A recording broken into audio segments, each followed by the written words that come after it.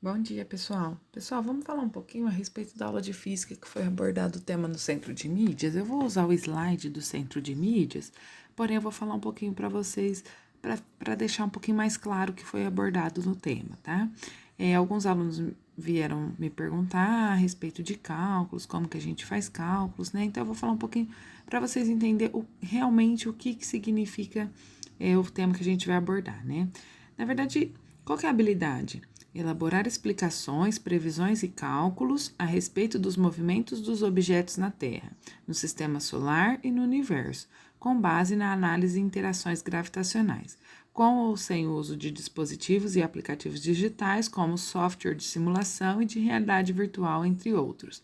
Na verdade, eu acho que o professor da aula do Centro de Mídias não abordou muito bem essa habilidade quando falou de nas aulas próximas, capaz que ele vai falar, mas vamos falar um pouquinho a respeito disso, tá bom? Então vamos lá. Então, o que vai ser o tema da aula? A gravidade e as interações gravitacionais. Então, a gente vai entender qual que é a força gravitacional, né? E aí, os movimentos e os objetos na Terra. Por que que a Lua não cai? Ela fica sempre naquela posição, por exemplo, né? Interações gravitacionais no sistema solar. E aí as experiências e simuladores, eles fizeram lá, é só assistir na aula do Centro de Mídias, tá? Então vamos pensar, eles fizeram uma experiência assim, ó, ele soltou a bolinha e o papel, né, numa mesma altura. O papel demorou mais para cair, mas na verdade porque ele teve interação do ar. Porque quando a gente fala de força gravitacional, independente da massa, os objetos caem no mesma, na mesma proporção, certo? Só que quando não sofre interação nenhuma, tá? Se a gente colocasse dentro de uma estufa que não tivesse interação nenhuma, o papel e a bolinha ia cair no mesmo momento, tá? Porém, o papel, como ele é um papel plano e ele é leve, a massa dele é pequena, então ele sofre a interação do ar. Seria o tipo do paraquedas, que a gente vai falar um pouquinho para frente, tá? Por que o paraquedas, quando uma pessoa por exemplo, uma pessoa salta de paraquedas. Quando ela está com o paraquedas fechado, ela tem uma certa aceleração. A partir do momento que ela abre o paraquedas, essa aceleração diminui, porque a interação do ar com o paraquedas faz com que aquele corpo que está caindo em queda livre, ele passe a ter interação diferente, né? Então é isso que a gente vai falar. Quando a gente fala de força gravitacional ou interação gravitacional, é uma força que surge a partir de interações mútuas entre dois corpos. Ou seja, quando eu tenho dois corpos, eles são atraídos ao mesmo tempo. A gente pode pensar assim, ó. Eu estou de frente com uma parede. Essa parede, ela tá sofrendo uma interação comigo. Porém, é uma interação muito pequena gravitacional, tá? Porque quando a gente está de frente, ou duas pessoas de frente, ou de frente com qualquer objeto, a força gravitacional, ela puxa as duas massas no mesmo sentido, tá? Então, como a gente trabalha com forças gravitacionais muito pequenas, isso não faz com que eu fique grudada na parede, isso não faz com que as coisas venham em cima de mim, certo? Porém, se a gente trabalhar com massas grandes, isso explica por que, que a Lua não sai daquela posição, por que, que a Terra não sai dessa posição em relação ao Sol, porque tem essas interações, né? E ela exerce sobre os dois corpos, certo? E também isso justifica o que acontece entre a Terra e a Lua, fazendo com que ocorra um movimento. A gente tem os movimentos de translação, de rotação, né? E esses movimentos, eles ocorrem com todos os planetas, tá? E isso, o que que explica? É a força gravitacional que torna capaz de ficar as órbitas girando ao redor do Sol, ou as constelações, os satélites, manter a sua justificação, tá?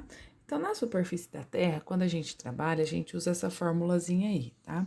Que seria Newton, na verdade, ele que começou a trabalhar isso com as leis da gravitação universal, né? Em 1966, quando ele trabalhou com uma maçã, né, que ele percebeu que uma maçã caiu da árvore. Aí ele teve a conclusão que a Terra e a maçã eram corpos que interagiam de forma recíproca, né? Então, por exemplo, a maçã caía. Por que caía vai para baixo, né? Por que a gente se mantém em pé? Se a gente for para a Lua, a força gravitacional não é a mesma da Terra, né? Então a gente não consegue manter em pé igual a gente consegue manter aqui na Terra, né? Então existe a força gravitacional, né? E em virtude da gravidade, por exemplo, a Lua é atraída para o centro da Terra e sofre uma aceleração a qual produz a sua órbita. Então, por que a Lua gira em torno da Terra? Porque a Terra está atraindo a Lua está atraindo a Terra. Então, ela mantém aquela distância e aquilo faz com que aconteça o movimento da Lua em volta da Terra. Isso também acontece com a Terra em relação ao Sol, tá? Além dos movimentos do planeta, também explica várias outras coisas, por exemplo, a altura das marés, a vida das estrelas. Então, tudo isso a gente vai usar essa formulazinha aqui que a gente tem embaixo, que seria o G é igual a um Gzão vezes M vezes R ao quadrado, tá? O que seria isso? Se a gente parar para pensar, quando a gente trabalha a força gravitacional entre dois corpos, a gente trabalha com duas massas, que seria uma massa maior e uma massa menor. Então, a gente vai trabalhar essa fórmula diferente.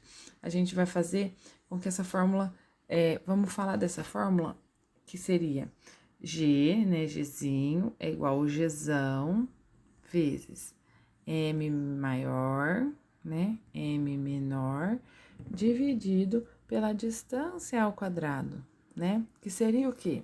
Por exemplo, a gente vai usar essa figura aqui, ó. A gente vai imaginar que essa massinha seja a Lua e essa maçona seja a Terra, porém elas vão estar numa distância maior. Quando a gente calcula a força gravitacional entre os dois corpos, a gente justifica por que a Lua circula em volta da Terra. Agora, se eu calcular a minha massa com a da Terra, a gravitacionalidade que vai dar vai ser maior do que se eu calcular entre dois corpos pequenos. E isso justifica por que um objeto não atrai o outro quando a gente fala de coisas pequenas, né? E essa daqui a gente vai trabalhar como sendo força e peso. Então, quando eu falo assim, eu peso 80 quilos, eu não peso 80 quilos, a minha massa é 80 quilos, na verdade, porque o peso a gente tem que calcular a massa vezes a gravitacionalidade, que a gente põe aproximadamente 9,8, certo? Então, a gente tem que calcular essa diferença. Aqui é a que eu falei para vocês quando a gente tem interação entre dois corpos. Por que a gente não é atraído um pelo outro e a gente não vive grudado com as coisas?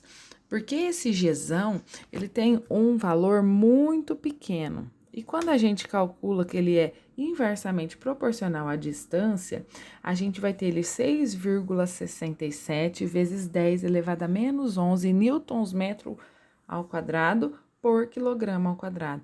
Isso significa que quando eu fizer essa formulazinha aqui, vai dar um valor muito baixo mesmo.